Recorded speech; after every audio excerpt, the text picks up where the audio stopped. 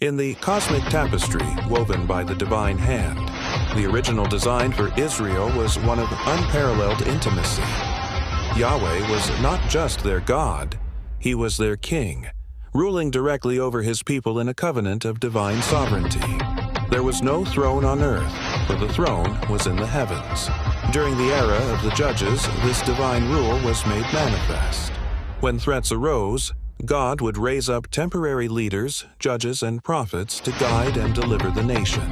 For a time, Israel resisted the allure of earthly monarchies, content to be a people set apart, a nation under the direct governance of the Almighty.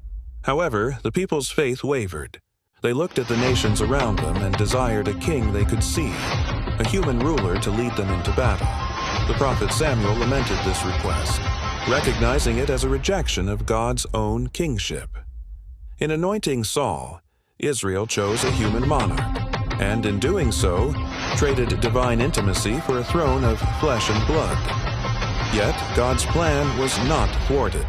Through the prophets, a new hope emerged, the promise of a true and eternal king from David's line. This coming Messiah would not just rule, but would embody perfect justice and righteousness, establishing a kingdom that would have no end.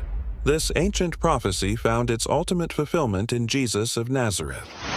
He spoke of a kingdom not of this world, a spiritual reign established in the hearts of believers. His life, death, and resurrection were the ultimate enthronement, inaugurating a kingship that transcends earthly power and politics. This divine kingship of Jesus, however, exists in perfect submission to the ultimate sovereignty of God the Father. All authority in heaven and on earth was given to the Son, yet His rule is a perfect reflection of the Father's will and eternal purpose. The kingdom of the Son is the kingdom of the Father. Thus, the story of kingship in the Bible comes full circle.